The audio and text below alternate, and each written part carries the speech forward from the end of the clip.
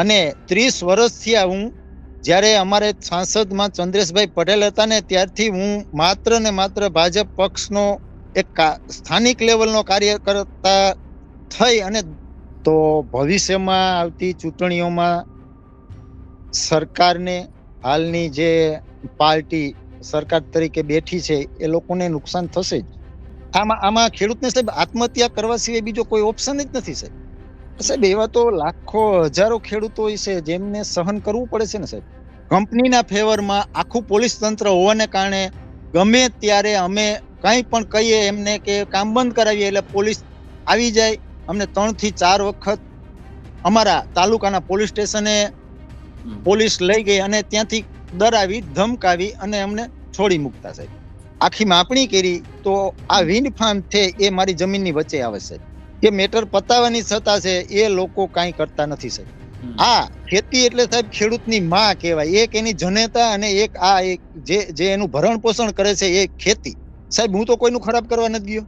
શું થાય એનું કઈ આમાં કઈ રિઝલ્ટ મળે એવું દેખાતું નથી મને.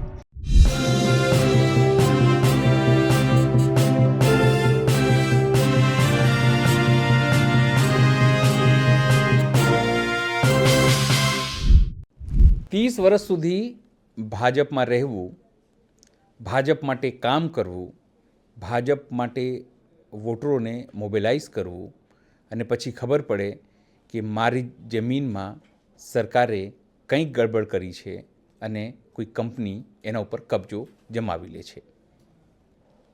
ભાજપના નેતાઓને ફરિયાદ કરીએ, સમગ્ર ઘટનાક્રમ કરીએ, છતાં કોઈ મદદ થતી નથી. આ જ સ્થિતિ છે દ્વારકાના રામસિંહભાઈ ભાટિયાની. નમસ્કાર, હું છું ચિંતામણી પુત્ર અનિલ. આપનું સ્વાગત છે અમારા વિશેષ કાર્યક્રમમાં. ઘટના એ વાતની કરવાની છે કે સરપંચ હોય, પૂર્વ સરપંચ થાય અને પછી લડાઈ પોતાના ખેતર માટેની. હજુ 2 વર્ષથી લડાઈ ચાલી રહી છે. સફળતા ક્યારે મળશે ખબર નહીં, પણ જો ભાજપના સ્થાનિક નેતાઓ સાથે આ સમસ્યા થઈ શકે તો સમજો તમારી સાથે આ રાજ્યમાં શું થઈ શકે છે. આપણી સાથે જોડાયા છે રામસિંહ ભાટિયા. એમની સાથે વાત કરીશું કે એમની સાથે શું થયું છે અને હવે તેઓ કેવી રીતે સંઘર્ષ કરી રહ્યા છે. રામસિંહભાઈ નમસ્તે, આપ અમારી સાથે જોડાયા અને તમે તમારી વાત કરશો કે શું આખી ઘટના થઈ છે તમારી સાથે અને શું શું અત્યારે તમે કરી રહ્યા છો, ક્યાં સંઘર્ષ કરી રહ્યા છો. રામસિંહભાઈ, પહેલા તો એ જણાવો કે તમારી સાથે આખી વાત શું થઈ છે, તમારી ઘટના શું થઈ છે, તમારી જમીન કેવી રીતે ખાનગી કંપનીને વિન્ડ ફાર્મ માટે અપાઈ દેવાઈ છે અને હવે કેવી રીતે તમે સંઘર્ષ કરી રહ્યા છો એ જમીનનું પ્રોપર વળતર લેવા માટે અથવા તો પોતાની જમીન લેવા માટે.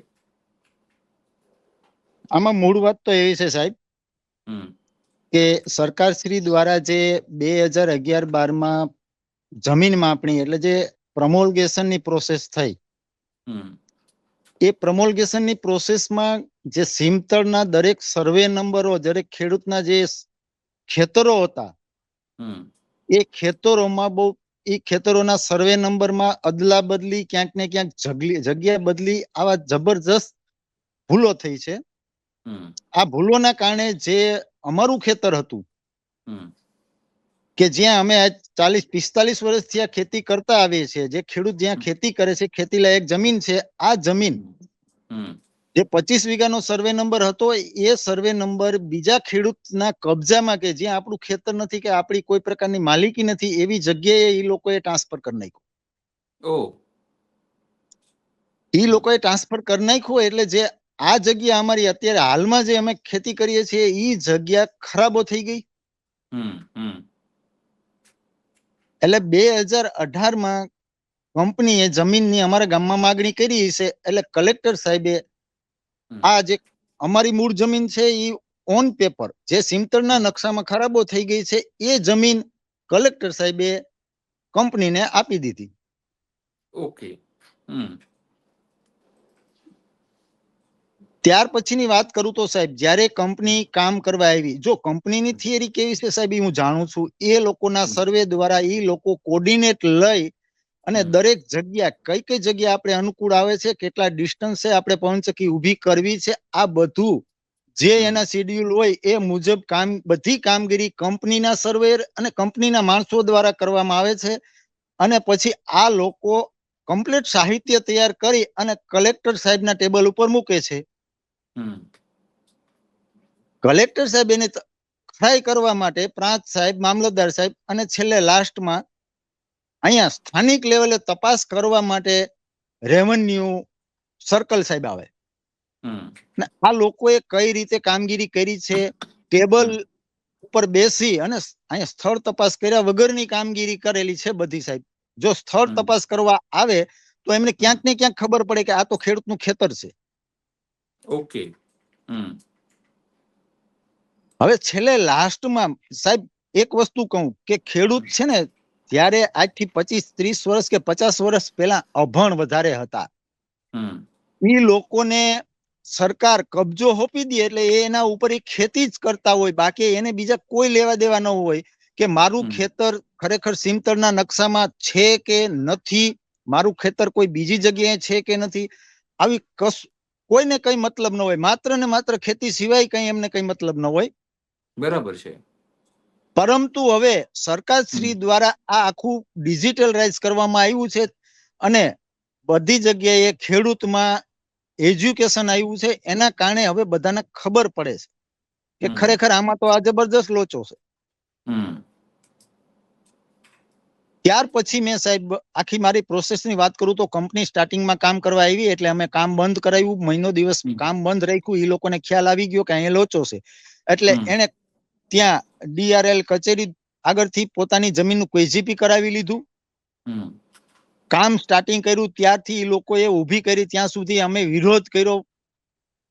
કંપનીના ફેવરમાં આખું પોલીસ તંત્ર હોવાને કારણે ગમે ત્યારે અમે કઈ પણ કહીએ એમને કે કામ બંધ કરાવીએ એટલે પોલીસ આવી જાય. અમને 3 થી 4 વખત અમારા તાલુકાના પોલીસ સ્ટેશને પોલીસ લઈ ગઈ અને ત્યાંથી ડરાવી ધમકાવી અને અમને છોડી મૂકતા સાહેબ. હવે ઈ લોકો એવું કે તમારી આગળ જમીનનું KGP હોય અથવા તો કોઈ પણ પ્રકારનું બીજું જે આપણે માપણી સીટ છે કે એ બધું જે કંઈ હોય તો અમને બતાવો. KGP એટલે હું એકચ્યુઅલી રામસિંહભાઈ ખાલી મારે એ સમજાવો, કારણ કે જો શહેરના લોકોને એવું કંઈ ખબર ના પડે KGP શું ને આ બધું શું, એટલે કમસે કમ શહેરના લોકોને સમજાય કે આ સરકાર ખેડૂતો જોડે કેવી રીતે દમન કરી રહી છે, એ KGP કો કે બીજા દસ્તાવેજો કે એ કઈ રીતે ખેડૂતો પાસેથી આ લોકો છીનવી રહ્યા છે એ તો ખબર પડે. કારણ કે શહેરોમાં કંઈ ખબર નથી પડતી. આ લોકોને જે સવારે 10 થી 8 જે નોકરી કરવા જાય છે અથવા શહેરમાં જે કામ કરી રહ્યા છે એને કોઈ મતલબ નથી કે ત્યાં ખેડૂતો જોડે સરકાર શું કરી રહી છે. મારે થોડી વિસ્તારથી સમજાવજો. ટાઈમનો આપણી પાસે સમસ્યા નથી, તમે જેટલું કહેશો એટલું બધું ચાલશે એમ. 100% સાહેબ. મને આ વિષયમાં પડ્યો ને, હું મારા ગામનો પૂર્વ સરપંચ છું સાહેબ જી, અને એજ્યુકેટેડ છું સાહેબ, એટલે મને આમાં ખ્યાલ પડે છે. નહીંતર 99% ખેડૂતને એ ખબર નથી કે KGP એટલે શું. KGP એટલે ટેકનિકલ ભાષામાં જમીનની દુરસ્તી એટલે આમાં કોઈ પ્રકારનું કોઈ ઓબ્જેક્શન નથી, કોઈનો કબજો નથી. પછી આ લોકોને કામ કરવા માટે કે ધારો કે એમાં કોઈ વૃક્ષ નથી, એમાં કોઈ ઇલેક્ટ્રિસિટીની લાઈન નથી, કોઈ કૂવો નથી, આવું આખું ઈ લોકો એક વસ્તુ સમજી લ્યો ને કે જમીન ક્લિયર છે એમ. ક્લિયર છે, બરાબર છે, એટલે KGP કહેવાય. અને ખેડૂતને બી દરેક એમના ખેતર હોય ને એ બધા KGP અમુક થઈ ગયેલા હોય, 50% લગભગ KGP થઈ ગયેલા જ નથી એમ. ઓકે. ટેકનિકલ ભાષામાં KGP એટલે જમીનનું દુરસ્તી કરાવવું. બરાબર છે. એટલે ટાઇટલ ક્લિયર એક પ્રકારથી કહીએ તો ટાઇટલ ક્લિયર થઈ કશું છે નહીં. Title clear. ઓકે. બરાબર. જી. પછી એમાં સાહેબ અમને ખ્યાલ આવ્યો. પછી મેં બધું આ સાહિત્ય ભેગું કરતા મને 6 મહિના 9 મહિના જેવું લાગ્યું. મેં બધા મારી આ જમીનના નકશા કાઢવા. પછી આ મારી જમીન 2002માં નવી શરતમાંથી જૂની શરતમાં તબદીલ થઈ એના હુકમો, ટૂંકમાં આ મારી જમીનને લગતું બધા પ્રકારનું સાહિત્ય લાગતી વળગતી કચેરીમાંથી મેં બધું કલેક્ટ કર્યું. અને આ પ્રમોલગેશનની ભૂલના કારણે મારું ખેતર ત્યાંથી 300 મીટર દૂર દર્શાવ્યું છે કે જ્યાં મારો કબજો નથી. એટલે મેં પ્રમોલગેશન ભૂલ સુધારણા માટેની અરજી કરી. સરકારી સર્વેયર આવી અને એ અમારો કબજો માપી ગયા. મેં કીધું મારી જે જૂની માપણી સીટો છે એ મુજબ મને મારો કબજો ક્યાં છે એ મને બતાવો. હવે એ લોકોએ જૂની માપણી સીટ મુજબ આખી માપણી કરી તો આ વિન્ડ ફાર્મ છે એ મારી જમીનની વચ્ચે આવે છે. અચ્છા, બરાબર. હા, કેવી રીતે થયું પછી વચ્ચે કેવી રીતે? આ તો બધું કેજીપી કરાઈ ગયા તો તોય વચ્ચે આવ્યું. પ્રમોલગેશન ની ભૂલ ને સાહેબ. હા, બરાબર. કારણ કે જો જે તે સમયે કંપનીએ જમીનની માગણી કરી ત્યારે જો DRL કચેરી જૂના દરેક પુરાવા, જૂની માપણી સીટો, પછી જે આ જમીનને લગત કોઈ પણ હુકમ હોય જો એનું અભ્યાસ કરી અને પછી આ લોકોને જો હુકમ કરે તો આ હું બાકાત રહી જાઉં એમાંથી. બરાબર છે. પણ એવું કોઈ કરવું જ નથી સાહેબ. અત્યારે દરેક અધિકારી છે ક્યાંક ને ક્યાંક કંપની યારે સંકળાયેલો હોય, ક્યાંક ને ક્યાંક ભ્રષ્ટાચાર થયો હોય. આના કારણે ટેબલ ઉપરથી સહીઓ થઈ જાય છે સાહેબ, અને કંપની એનું કામ કરી જાય છે. એટલે તમે કીધું એ પ્રમાણે કે કોઈ પણ વ્યક્તિ જે સર્વેયર કો કે અધિકારીઓ કોઈ ઘટના સ્થળે જોવા આયા નહીં કે આ જમીન ક્લિયર છે કે કેમ, કે એનું શું કરાય, જાતે બેસીને એસી ચેમ્બરમાં બેસીને કે ટેબલે ઓફિસે બેસીને આ તમામ પ્રકારની ઘટનાઓ થઈ છે. 100% સાહેબ. આ જે મારા ઉપર જે બનાવ બન્યો એ ઉપરથી એનું કારણ એ છે સાહેબ કે જ્યારે રેવન્યુ તલાટી સર્કલ મામલતદાર સાહેબ એમને હુકમ કરે કે તમે આ જે કંપનીએ જગ્યા માંગી છે એનું પંચરોજ કામ કરી આવો. હવે પંચરોજ કામ કરવા ગામમાં આવે ને તો એને એક એક સ્થળની મુલાકાત લેવી પડે, અને ત્યાંના નજીક જે પાડોશીઓ હોય છે, આજુબાજુના ખેતરવાળા ખેડૂતો, એમને પંચ તરીકે રાખી અને એની સાઈન લઈ અને વિગત બધી લખવી પડે. પરંતુ અમારા ગામમાં એવું બન્યું સાહેબ કે જે આમાં જે બે સાક્ષીઓ રાખેલા છે પંચરોજ કામમાં, એ સાક્ષીઓ, બે સાક્ષીઓની વચ્ચે 5 કિલોમીટરનું ડિસ્ટન્સ છે. એટલે કરવા ખાતર કર્યું લાગે છે એમ. હા સાહેબ, જે બન્યું હોય એ. અને એ સાક્ષીએ જ્યારે મેં એમને કીધું કે ભાઈ આ પંચરોજ કામમાં તમારે બેની સાઈનો છે, આ હકીકત સાચી છે, એટલે એ લોકોએ કીધું કે ના, અમે ક્યારેય કોઈ જગ્યાએ સહી કરી નથી. ઓહો, બોગસ કામ કર્યું છે મતલબ એવું થયું? હા સાહેબ, આ ઈ તો લોકોને પોલીસ કેસ કીધું. થાય એવું છે. આ તો જે અધિકારી આ કર્યું એના ઉપર તો બોગસ દસ્તાવેજો બનાવવાના પોલીસ કેસ થાય. સાહેબ, મેં એમને કીધું કે તમે મારી જમીનનું ખોટું પંચરોજ કામ કર્યું છે, હું તમારી ઉપર FIR કરું અથવા તો તમે સર્કલ સાહેબ ઉપર FIR કરો. સાહેબ, ઈ બે સર્કલ સાહેબ ઉપર FIR કરી. FIR કરી પછી એનું સમાધાન થયું. કઈ રીતે થયું છે, શું છે, એ બધી મેટરની મને ખબર છે. મારી આગળ ઈ લોકોએ FIR કરી, એનું પ્રૂફ છે. ઈ લોકોનું સમાધાનમાં જે પ્રોસેસ થઈ છે એ બધું મારી આગળ છે. ટૂંકમાં ભીનું હકેલી લીધું.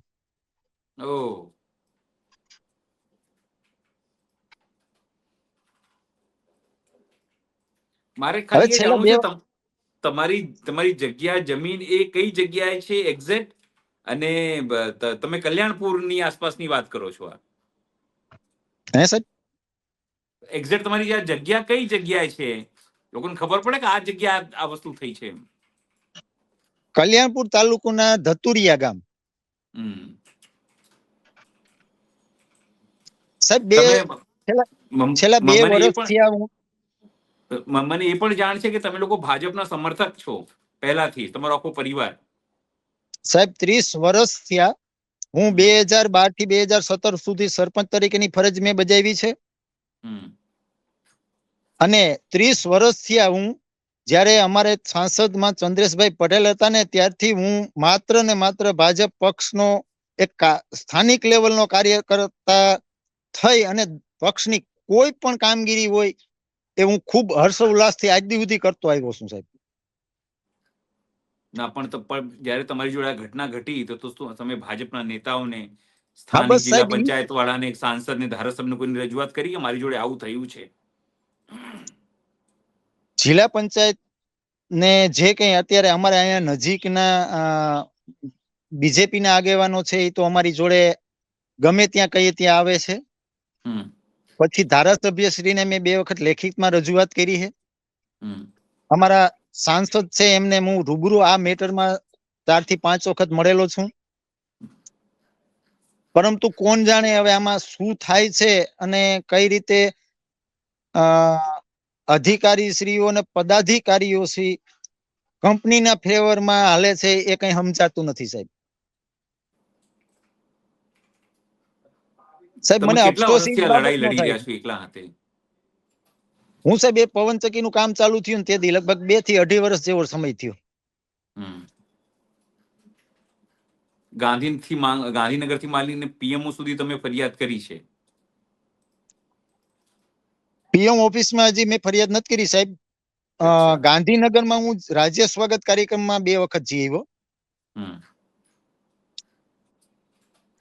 એનું કારણ એ હતું સાહેબ કે આ લોકો છે ને મને માપણી સીટ નહોતા આપતા. પ્રમોલગેશન ભૂલ સુધારણા વાળી માપણી સીટ આપતા નહોતા. હમ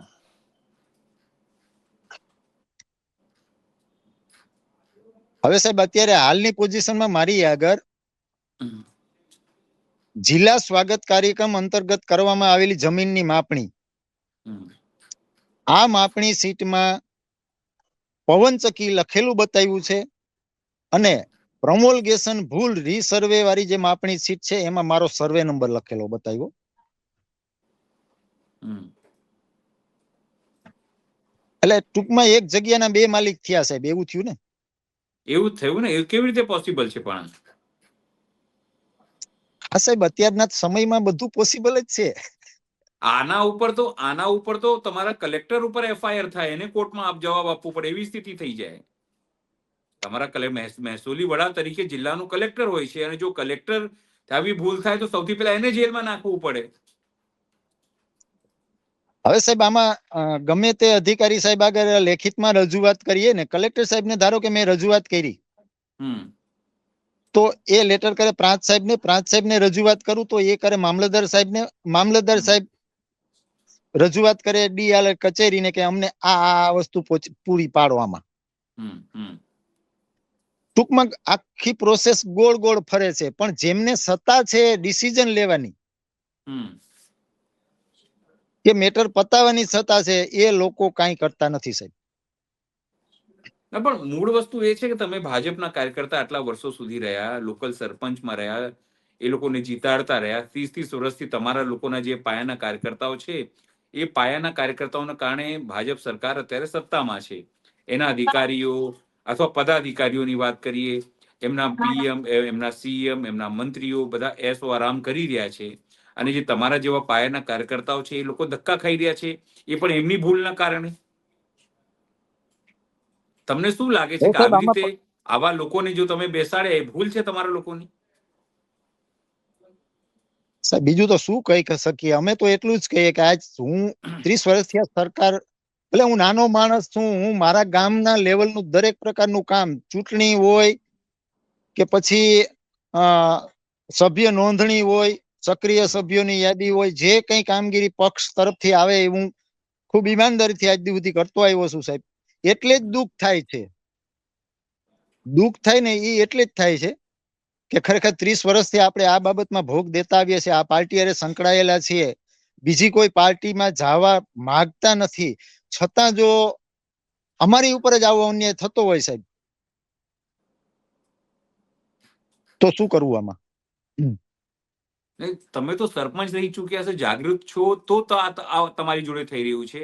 અસંખ્ય ખેડૂતો એવા હશે જેમને આની ખબર પણ નહીં હોય અને આટલું જ્ઞાન પણ નહીં હોય અને એટલું પોલિટિકલ ઇન્ફ્લુઅન્સ પણ નહીં હોય એ લોકોનું, જાગૃતિ તરીકે નહીં. એ લોકોનું શું થતું હશે આ વિસ્તારમાં? સાહેબ એવા તો લાખો હજારો ખેડૂતો છે જેમને સહન કરવું પડે છે ને સાહેબ.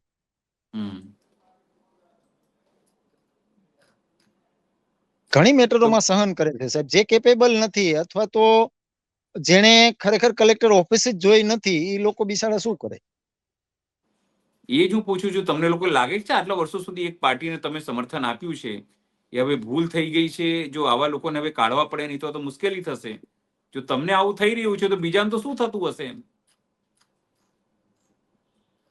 હવે સાહેબ આમાં તો એવું છે કે અત્યારે જે રીતથી બધા ખેડૂતોમાં અસંતોષ છે હમ સરકારની કામગીરીથી, અધિકારીશ્રીની કામગીરીથી, તો ભવિષ્યમાં આવતી ચૂંટણીઓમાં સરકારને, હાલની જે પાર્ટી સરકાર તરીકે બેઠી છે એ લોકોને નુકસાન થશે જ.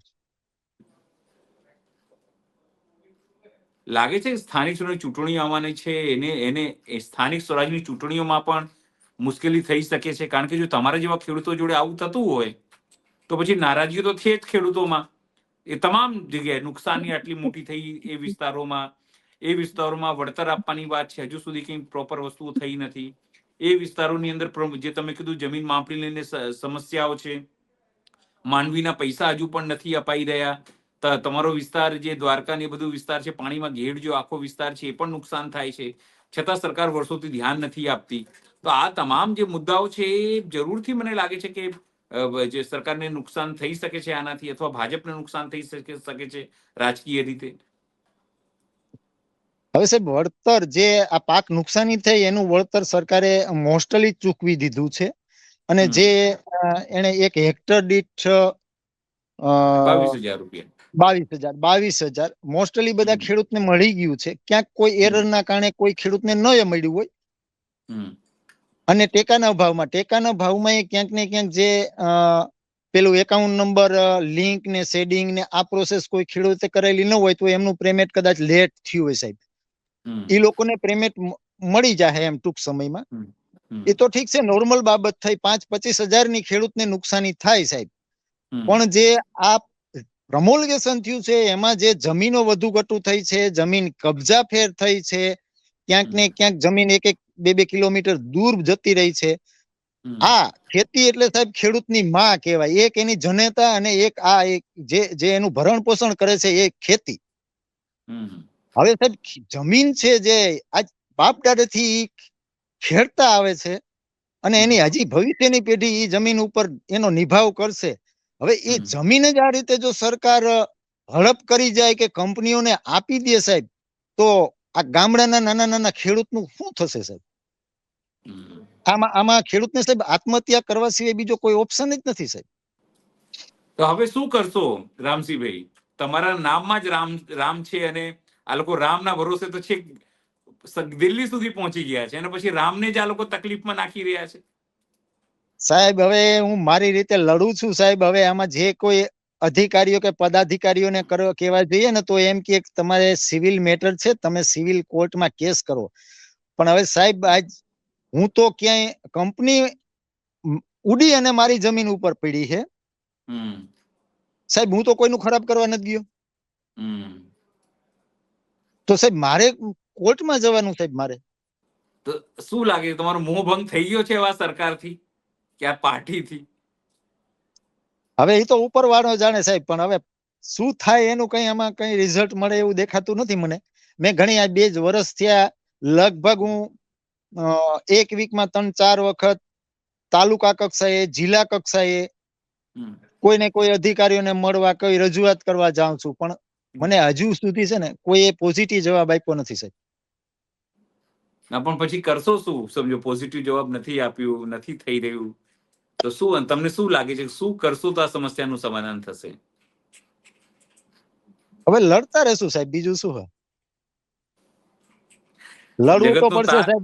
જગતના તાત છો તમે તો જગતને ખવડાવો છો, અને જો સરકાર તમારી જોડે આવું કરે અને તમે લોકો નિરાશ ને હતાશ તમને કરે, તો પછી શું લાગે છે આ સરકારનું શું થશે? જો તમારા લોકોને હાય લાગશે આ સરકારને, તો શું થશે આ સરકાર? ખેડૂતોને અત્યારે ખરેખર આમ જોઈએ ને તો જાગૃત થવાની જરૂર છે. પોતાની જે બાપ દાદાની જમીનો, જે માલ મિલકત છે, એ કઈ રીતની છે, એમાં ક્યાં ક્યાં શું ભૂલો છે, ખરેખર આ બધું જાણી અને એનો સુધારો કરાવવાની જરૂર છે. પ્રમોલગેશન ભૂલ છે, પ્રમોલગેશન થયું છે એ 2012, અને મને ખ્યાલ છે ત્યાં સુધી 2014માં એનું બધું સાહિત્ય અમને આપ્યું હતું. અમે જે ભૂલો હતી કે 90% ભૂલો છે અમારા ગામના દરેક ખેતરોમાં, આની રજૂઆત અમે જે તે સમયે પ્રાંત સાહેબને લેખિતમાં કરેલી હતી કે ભાઈ અમારા ગામમાં જે આ માપણી થઈ છે એમાં 90% ભૂલો છે, અમારે આ પ્રમોલગેશન અમને કોઈને માન્ય નથી. છતાં પણ સરકારે પ્રમોલગેશન કરી નાખ્યું. અને હવે જે આ કંપનીઓ અત્યારે દરેક પ્રોજેક્ટ આવે છે એ આ જે નવી માપણી થઈ એની જે સીમતળનો નકશો છે એ જે માપણી છે એના આધારિત જ ઈ લોકો હાલે છે. ઈ લોકો 1969 ની માપણી સીટ ક્યાંય જોતા નથી. બરાબર છે, બરાબર છે.